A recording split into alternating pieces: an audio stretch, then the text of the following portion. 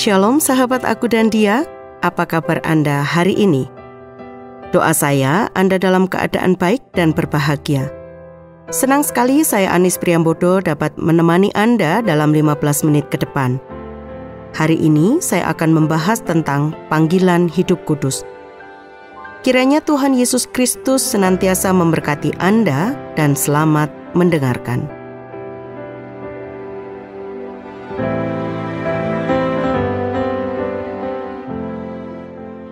Sahabat Aku dan Dia, sejak zaman gereja mula-mula, yaitu zaman kekristenan pada abad pertama, bahkan sejak zaman bangsa Israel yang merupakan bangsa pilihan Allah, panggilan untuk hidup kudus sudah dinyatakan oleh Allah melalui Musa dan Rasul Petrus, juga Paulus.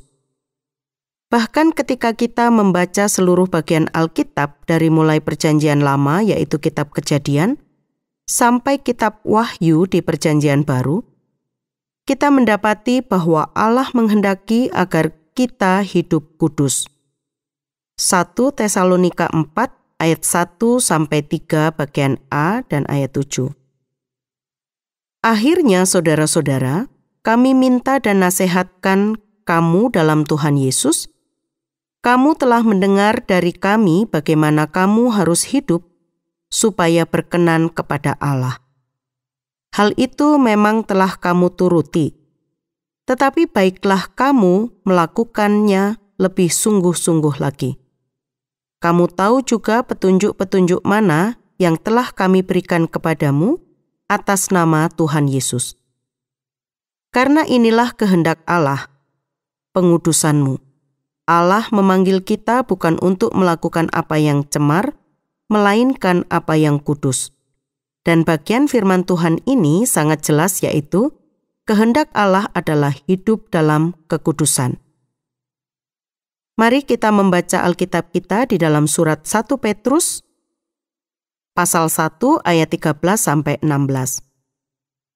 Sebab itu siapkanlah akal budimu, waspadalah dan letakkanlah pengharapanmu seluruhnya atas kasih karunia yang dianugerahkan kepadamu pada waktu penyataan Yesus Kristus. Hiduplah sebagai anak-anak yang taat dan jangan turuti hawa nafsu yang menguasai kamu pada waktu kebodohanmu. Tetapi hendaklah kamu menjadi kudus di dalam seluruh hidupmu, sama seperti Dia yang kudus yang telah memanggil kamu. Sebab ada tertulis, kuduslah kamu, sebab Aku kudus. Saya akan membaca bagian ini dalam terjemahan bahasa Indonesia sehari-hari. 1 Petrus 1 ayat 13-16. Sebab itu, hendaklah kalian siap siaga. Waspadalah dan berharaplah sepenuhnya pada berkat yang diberikan kepadamu pada waktu Yesus Kristus datang nanti. Taatlah kepada Allah, dan janganlah hidup menurut keinginan yang dahulu, pada waktu kalian masih belum mengenal Allah. Sebaliknya, hendaklah kalian suci dalam segala sesuatu yang kalian lakukan, sama seperti Allah yang memanggil kalian itu suci. Dalam Alkitab tertulis, hendaklah kamu suci, sebab Aku suci. Sahabat, panggilan untuk hidup kudus atau hidup suci diperuntukkan bagi siapa? 1 Petrus 1 ayat 1-2 dari Petrus, Rasul Yesus Kristus kepada orang-orang pendatang yang tersebar di Pontus, Galatia, Kapadokia, Asia Kecil dan Bitinia, yaitu orang-orang yang dipilih sesuai dengan rencana Allah Bapa kita dan yang dikuduskan oleh Roh, supaya taat kepada Yesus Kristus dan menerima percikan darah-Nya. Kiranya kasih karunia dan damai sejahtera makin melimpah atas kamu. Dalam terjemahan bahasa Indonesia sehari-hari, saudara-saudara, umat pilihan Allah yang tersebar di perantauan di daerah Pontus, Galatia, Kapadokia, Asia, dan Bitinia. Saya, Petrus, Rasul Yesus Kristus, mengharap semoga Allah memberi berkat dan sejahtera kepadamu dengan berlimpah-limpah. Kalian dipilih menjadi umat Allah sesuai dengan rencana Allah Bapa, dan Roh Allah sudah menjadikan kalian umat yang kudus, khusus untuk Allah, supaya kalian taat kepada Yesus Kristus dan disucikan oleh darah-Nya. Panggilan hidup kudus ini mutlak bagi semua orang yang percaya kepada Yesus Kristus sebagai Tuhan dan Juru Selamat. Dikatakan, orang-orang yang dipilih sesuai dengan rencana Allah Bapa kita dan yang dikuduskan oleh Roh. Seharusnya semua orang Kristen memiliki panggilan untuk hidup kudus. Namun pada kenyataannya masih banyak orang Kristen yang tidak peduli akan kekudusan hidup, bahkan seringkali kita dengar ungkapan, Allah sok suci kamu.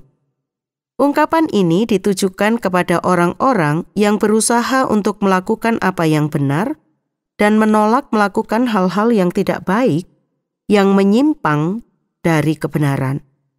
Padahal, orang Kristen seharusnya adalah orang-orang yang hidupnya sudah dibaharui oleh karena kasih karunia Allah yang sudah menyelamatkan mereka melalui penebusan yang dilakukan Kristus di kayu salib. Setiap orang yang diselamatkan oleh kasih karunia Kristus dibenarkan melalui iman kepada Yesus Kristus, haruslah memiliki ketaatan, yaitu menjadi kudus dalam seluruh aspek kehidupan. Pada saat kita diselamatkan, kita dibenarkan dan saat itu juga kita dikuduskan. Karena ketika kita percaya bahwa Yesus Kristus adalah Tuhan dan Juru Selamat, maka saat itu juga Roh Kudus masuk dalam kehidupan kita. 1 Korintus pasal 12 ayat 3. Karena itu aku mau meyakinkan kamu bahwa tidak ada seorang pun yang berkata-kata oleh Roh Allah dapat berkata, terkutuklah Yesus. Dan tidak ada seorang pun yang dapat mengaku Yesus adalah Tuhan selain oleh Roh Kudus. Dan kita menjadi ciptaan baru, 2 Korintus 5 ayat 17.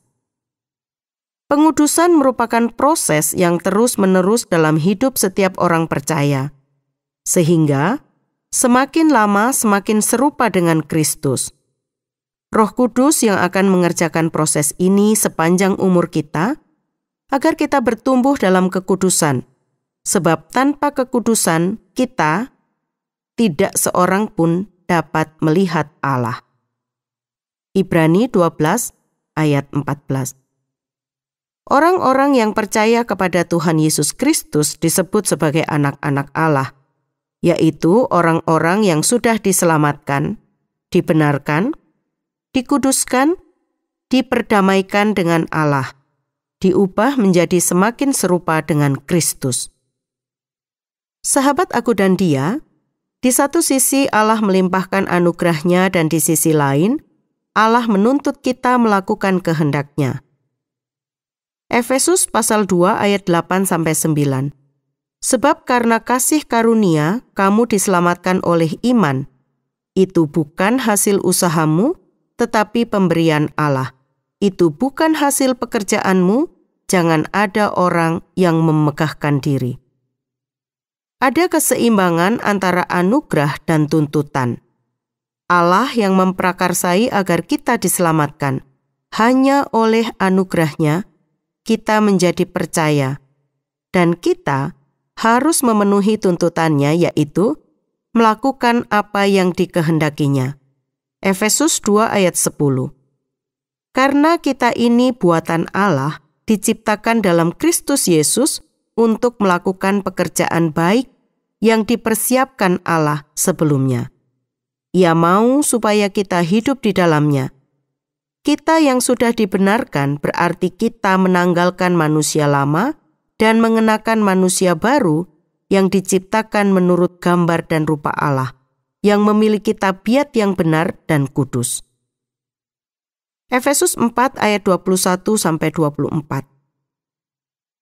Karena kamu telah mendengar tentang Dia dan menerima pengajaran di dalam Dia menurut kebenaran yang nyata dalam Yesus, yaitu bahwa kamu, berhubung dengan kehidupan kamu yang dahulu, harus menanggalkan manusia lama yang menemui kebinasaan oleh nafsunya yang menyesatkan. Supaya kamu dibaharui di dalam roh dan pemikiranmu, dan mengenakan manusia baru yang telah diciptakan menurut kehendak Allah di dalam kebenaran dan kekudusan yang sesungguhnya. Dalam kemurahannya, Allah memungkinkan kita hidup kudus. Namun bagaimana kita dapat hidup kudus? Yaitu dengan menanggapi panggilannya untuk hidup kudus dan berusaha menjalaninya. Sahabat, pada zaman sekarang kehidupan suci atau hidup kudus itu menjadi langka karena banyak orang Kristen yang tidak memedulikan atau salah mengerti tentang panggilan hidup kudus, atau bahkan tidak mengetahui tentang panggilan tersebut. Banyak orang Kristen mengetahui bahwa kehidupan mereka tidak menyenangkan hati Allah, tetapi mereka tetap tidak mau bertobat dan tidak menaati Allah. Panggilan untuk hidup kudus adalah perintah Allah. Imamat 11 ayat 44-45. Sebab akulah Tuhan Allahmu, maka haruslah kamu menguduskan dirimu dan haruslah kamu kudus, sebab aku ini kudus. Dan janganlah kamu menajiskan dirimu dengan setiap binatang yang mengeriap dan merayap di atas bumi. Sebab akulah Tuhan yang telah menuntun kamu keluar dari tanah Mesir, supaya menjadi Allahmu. Jadilah kudus, sebab aku ini kudus. Kemudian dalam Imamat 19 ayat 1-2, Tuhan berfirman kepada Musa, "Berbicaralah kepada segenap jemaah Israel dan katakan kepada mereka, Kuduslah kamu, sebab aku Tuhan Allahmu kudus." Bagian firman Tuhan ini yang kemudian dikutip oleh Rasul Petrus. Ketika kita percaya kepada Tuhan Yesus Kristus, maka segala hukuman dosa kita ditanggung oleh Tuhan Yesus, sehingga kita dibebaskan dari hukuman dosa. Namun yang harus kita ingat adalah, meski kita sudah dibebaskan dari belenggu dosa, tetapi kita tidak dibebaskan dari tuntutan melakukan perintah Allah. Perintah Allah adalah kehendak Allah yang harus kita lakukan. Jadi, menjaga kekudusan hidup adalah perintah Allah yang wajib dilakukan oleh setiap orang percaya. Apa tujuan panggilan hidup kudus tersebut? Agar kita menjadi serupa dengan gambaran anaknya. Roma 8 ayat 29. Bahkan Rasul Yohanes mencatat dalam 1 Yohanes 3 ayat 2b-3. Akan tetapi kita tahu bahwa apabila Kristus menyatakan dirinya, kita akan menjadi sama seperti Dia, sebab kita akan melihat Dia dalam keadaannya yang sebenarnya. Setiap orang yang menaruh pengharapan itu kepadanya, menyucikan diri sama seperti Dia yang adalah suci. Tujuan panggilan hidup kudus adalah menggenapi rencananya dalam hidup kita.